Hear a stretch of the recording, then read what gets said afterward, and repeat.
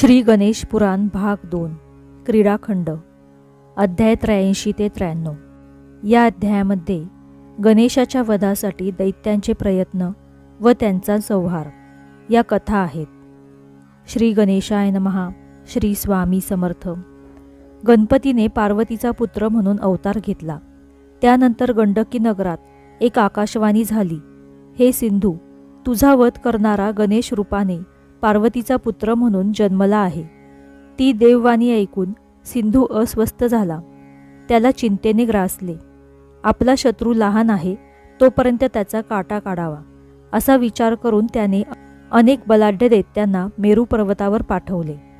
आपल्याला नातू झाला म्हणून हिमालयास खूपच आनंद झाला होता। त्याला पाहण्यासाठी तो त्वरेने मेरू पर्वतावर आला। त्याने गणेशाला वात्सल्याने जवळ घेतले, त्याला दिव्य वस्त्रालंकारांनी मढवले, त्याचे कौतुकाने हेरंब असे नाव ठेवले। एके दिवशी हेरंबाला अंगणातील सावलीत ठेवून पार्वती काहीतरी काम करत होती। तेवढ्यात एका गिधाडाने त्याच्यावर झडप घातली आणि त्याला घेऊन ते आकाशात उडाले। ते दृश्य पाहून पार्वतीला मोठा धक्का बसला। एक आर्त किंकाळी मारून ती बेशुद्ध पडली। इकडे हेरंबाने त्या गिधाडाची चोच दाबली, तसेच त्याच्या श्वासोच्छवासाचा मार्गही बंद केला। ते गिधाड गुदमरून मरण पावले आणि खाली कोसळले। लोकांनी हेरंबाचा सर्वत्र शोध घेतला। तो सुखरूप असून गिधाडापाशीच खेळत आहे हे पाहून त्यांचा जीव भांड्यात पडला। त्यांनी त्याला पार्वतीच्या स्वाधीन केले। तेव्हा ती हमसाहमशी रडू लागली। बाल गणेश महिनाभराचा असेल तेव्हाची गोष्ट। सिंधूने पाठवलेले क्षेम आणि कुशल हे दोन दैत्य उंदरांचे रूप घेऊन त्याच्या पाळण्यात घुसले आणि त्याला कडकडून चावू लागले। तेव्हा गणेशाने लाथाबुक्क्या झाडून त्यांना ठार केले। मृत्यूसमयी ते दोन्ही दैत्य मूळ स्वरूपात प्रकट झाले। ते दृश्य पाहून पार्वतीची बोबडीच वळली। आपल्या पुत्रावर ही संकटे काय येत आहे हेच तिला कळेना। ती अहोरात्र त्याच्यावर लक्ष ठेवू लागली। एके दिवशी गणेशाला कुशीत घेऊन पार्वती आपल्या पर्णकुटीत निजली होती। क्रूर नामक दैत्याने मांजराच्या रूपाने तेथे गुपचूप प्रवेश केला। हेरंबाची मान तोंडात धरून तो त्याला बाहेर नेणार, तोच त्या पार्वतीपुत्राने लत्ता प्रहार करून त्यास ठार केले। हेरंब 4 महिन्यांचा असताना कोणत्या तरी सणाच्या निमित्ताने पार्वतीने हळदी कुंकवाचे आयोजन केले होते। आमंत्रणावरून अनेक स्त्रिया तिच्या घरी आल्या होत्या। त्यांच्या समवेत त्यांची मुलेही आली होती। बालासूर नावाचा दैत्य बालरूपाने तेथे प्रकट झाला आणि मुलांमध्ये मिसळून खेळू लागला। योग्य संधी मिळताच त्याने हेरंबाच्या मस्तकावर लाथा मारून त्याचा प्राण घेण्याचा प्रयत्न केला। तेव्हा हेरंबाने आपल्या चिमुकल्या हातांनी त्याचा गळा दाबला। बालसूर तडफडून मरण पावला। त्यावेळी तो मूळ राक्षसी स्वरूपात प्रकट झाला। ते दृश्य पाहून उपस्थित बाया बापुड्या आपल्या मुलांना घेऊन तेथून पसार झाल्या। गणेश 5 महिन्यांचा असताना मरीची ऋषी त्याच्या दर्शनास आले होते। पार्वतीने त्यांचे यथोचित आदरातिथ्य केले। तेव्हा ते म्हणाले, मुली, योगीजनांचा ध्यान विषय असलेला तो परमात्मा दैत्यांच्या नाशासाठी तुझा पुत्र म्हणून जन्मला आहे। तू याची नीट काळजी घे, याला जीवापाड जप। पार्वती म्हणाली, मुनिवर्य, या माझ्या पुत्रावर जन्मल्यापासूनच संकटे येत आहे। ज्या दैत्यांनी याला मारण्याचे प्रयत्न केले ते सर्व प्राणस मुकले। तरी दुष्ट दैत्यांपासून याचे रक्षण होईल असा एखादा उपाय सांगा। तेव्हा मरीचींनी गणेश कवचाचा पाठ म्हणून अभिमंत्रित केलेला एक ताईत बालगणेशाच्या गळ्यात बांधला। त्यामुळे तिला मोठे समाधान वाटले। एके दिवशी पार्वतीने गणेशाचा उपवेशन संस्कार करण्याचे ठरवले। तिने गौतमादी श्रेष्ठ ऋषींना आश्रमात बोलावून घेतले। त्या समयी व्योमासूर दैत्याने आश्रमाच्या प्रांगणातील एका विशाल वृक्षात प्रवेश केला। ते झाड त्याने गदागदा हलवले। ते कडकडाट करीत आश्रमावर कोसळू लागले। तेव्हा उपस्थित ऋषीजन, ब्राह्मण आणि अन्य मंडळी भीतीने पळून गेली। आश्रमात बालगणेश एकटाच आहे याचेही कोणाला भान राहिले नाही। आश्रमाचा चक्काचूर करीत ते झाड खाली कोसळले। तेव्हा गणेशाने जोराने लाथ मारून ते आकाशात उडवून दिले। ते खाली पडताच व्योमासूर आपटून मरण पावला। शतमहिषा ही योमासुराची बहीण। पार्वतीच्या पुत्राने आपल्या भावाचा वध केला म्हणून ती खूपच संतापली. सूड घेण्याच्या उद्देशाने ती इंद्रपत्नी शचीचे रूप घेऊन ती पार्वतीच्या आश्रमात प्रवेशली.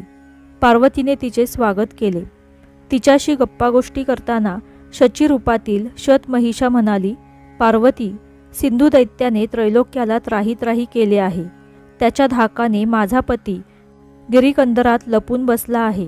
देवांच्या सुटकेसाठी तो परमात्मा तुझ्या पुत्ररूपाने अवतरला आहे हे ऐकून मला राहवले नाही.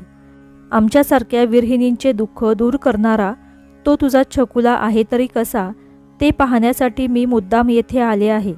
तिचे मनोगत जाणून पार्वतीने आपल्या सख्यांना हेरंबाला घेऊन येण्यास सांगितले. त्यांनी त्या बाळाला शचीच्या मांडीवर ठेवले. तिचे कपट त्याने बरोबर ओळखले. त्याचा मुका घेण्यासाठी ती पुढे वाकली. तेव्हा त्याने तिचे दोन्ही कान हातांनी घट्ट धरले आणि त्याचवेळी योगसिद्धीने आपले वजन वाढवले. तो भार असह्य होऊन ती राक्षसीन किंचाळत मरण पावली. बाल गणेशाच्या जीवावरचा आणखी एक धोका टळला होता. गणेश 7 महिन्यांचा असताना त्यावेळी सिंधू दैत्याने पाठवलेला कमठासूर मातीच्या उंचवट्याचे रूप घेऊन पार्वतीच्या आश्रमाच्या प्रांगणात पडून राहिला. तो योग्य संधीची वाट पाहत होता. त्या दिवशी पार्वतीच्या सख्या गणेशाला अंगणात आणून खेळवू लागल्या. त्यावेळी कमठासुराचे कारस्थान लक्षात घेऊन बाल गणेश रांगत रांगत त्या उंचवट्यावर चढला. त्याने क्षणार्धात आपले वजन वाढवले आणि त्या दुष्ट दैत्याला दडपून ठार केले. मरतेसमयी त्याच्या मायेचा नाश होऊन तो मूळ स्वरूपात प्रकट झाला. त्याच्या रक्तलांछित छिन्न विच्छिन्न कलेवरावर गणेशाला मजेत बसलेला पाहून त्या सख्यांच्या तोंडचे पाणी पळाले. त्यांचे ओरडणे ऐकून पार्वती बाहेर आली. समोरचे दृश्य पाहून तिच्याही काळजाचा ठोका चुकला.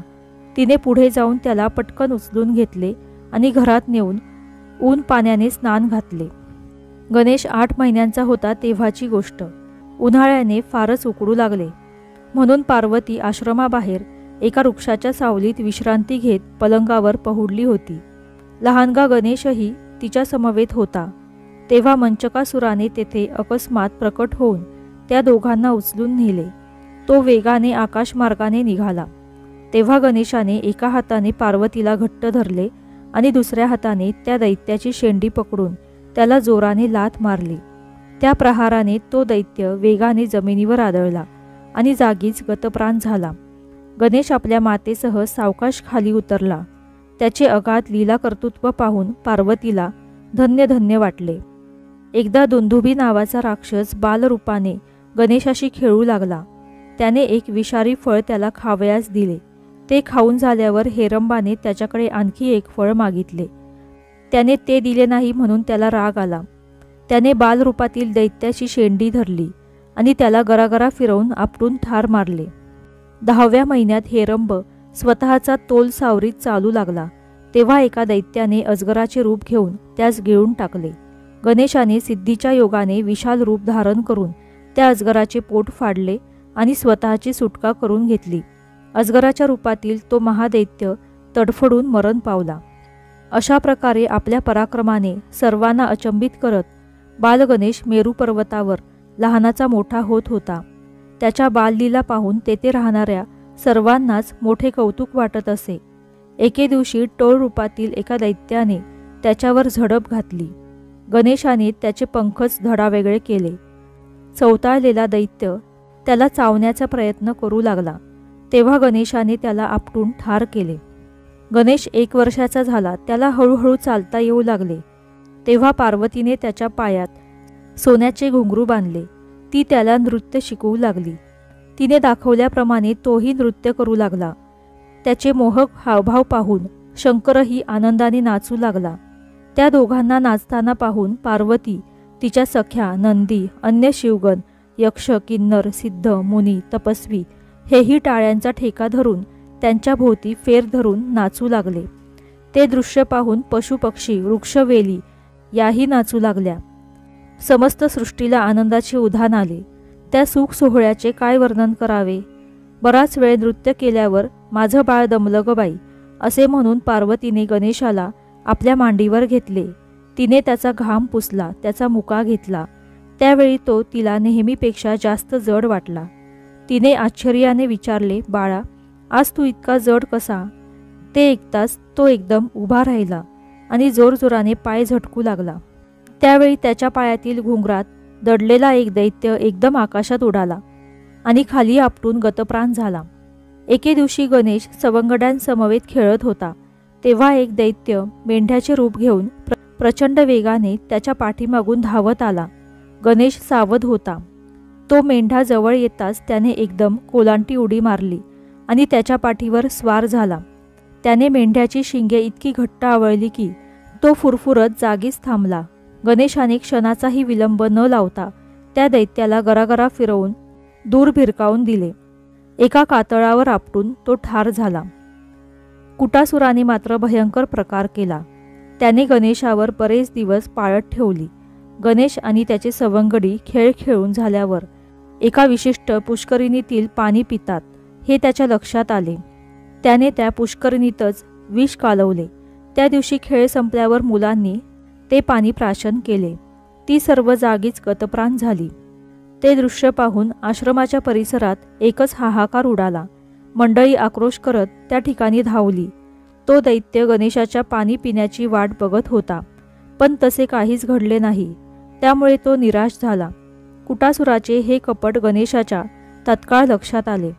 त्याने त्या दैत्याकडे क्रोधाने जळजळीत दृष्टी टाकली. तो दृष्ट जागीच भस्मसात झाला. त्यानंतर गणेशाने आपल्या सवंगड्यांवर अमृत दृष्टी टाकून त्यांना पुन्हा जिवंत केले. त्याच्या कृपादृष्टीने पुष्करिणीतील पाणीही निर्मळ झाले. मुलांना जीवदान मिळाले म्हणून तेथे उपस्थित असलेल्या सर्वांनी गणेशाचा उत्स्फूर्त जयजयकार केला. एके दिवशी गणेश आपल्या सवंगड्यांसह जलक्रीडेसाठी नदीवर गेला होता. त्यावेळी एका दैत्याने माशाच्या रूपाने तेथे येऊन त्याला नदीच्या मध्यपात्रात ओढीत नेले. तो भयंकर प्रकार पाहून मुले पटापट किनाऱ्यावर आली. ती रडत रडत पार्वतीपाशी गेली. घडलेले सर्व वर्तमान तिला सांगितले. ते दुःखद वृत्त ऐकून ती एकदम खाली कोसळली. तिच्या सख्यांनी महत्प्रयासाने तिला सावध केले. ती मोठ्याने आक्रोश करत नदीकडे धावली. इकडे गणेशाने मत्स्य रूपातील दैत्याला पाण्यातच ठार केले आणि तो काठावर विश्रांती घेत बसला. त्याला सुखरूप पाहून तिला भडभडून आले. या वयात आपला मुलगा खूप व्रात्यपणा करतो आहे म्हणून तिला रागही आला.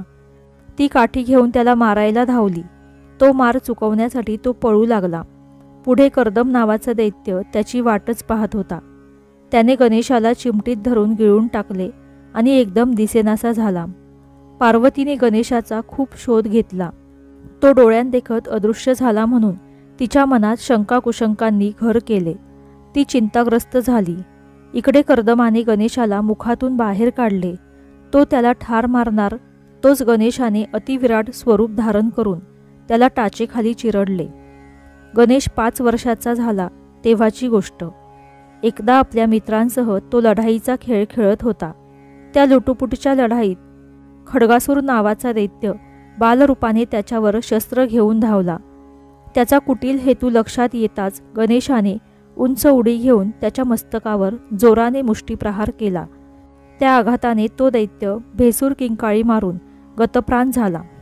छायासूर हा खड्गासुराचा मित्र. आपल्या मित्राच्या वधाचा सूड घेण्यासाठी तो पडछायेचे रूप घेऊन गणेशापाशी आला. तो त्याच्या छायेला धरून ओढू लागला. त्यामुळे गणेश एकदम खाली आपटला. छायासुराचे कपट लक्षात येताच तो अतिशय संतप्त झाला. त्याने तेथीलच एक तीक्ष्ण दगड उचलला आणि त्या दैत्याच्या सावलीवरच अनेक प्रहार केले. तो दैत्य ठार झाला. एके दिवशी गणेश ऋषिकुमारांसमवेत चेंडू खेळत होता. त्यामध्ये एकाने फेकलेला चेंडू दुसऱ्याने झेलला तर चेंडू फेकणाऱ्याने तो झेलणाऱ्याला पाठीवर बसवून फिरवायचे असा नियम ठरवण्यात आला होता. चंचल नावाचा एक दैत्य ऋषिकुमाराचे रूप घेऊन त्यांच्या खेळात सहभागी झाला. गणेशाने फेकलेला चेंडू त्याने पटकन पकडला. नियमाला अनुसरून गणेशाने त्याला आपल्या पाठीवर घेतले. तेव्हा तो दुष्ट दैत्य आपल्या वजनाने त्याला दाबू लागला. त्याचा हेतू गणेशाच्या तत्काळ लक्षात आला, पण त्याने वरकरणी तसे काहीही भासवले नाही. त्याचा भार सहन करून त्याने तो डाव पूर्ण केला. खेळ पुढे चालूच राहिला. पुढील एका डावात त्या दैत्याने उंच फेकलेला चेंडू गणेशाने चपळाईने पकडला. ऋषिकुमाराच्या रूपातील त्या दैत्याने गणेशाला आपल्या पाठीवर घेतले. त्या संधीत गणेशाने आपला भार इतका वाढवला की तो चंचल दैत्य छाती फुटून रक्त ओकत मरून पडला. अशा रीतीने गणेश पुराण भाग 2 क्रीडाखंड अध्याय 83 ते 93 समाप्त. श्री गणेशाय नमः. श्री स्वामी समर्थ.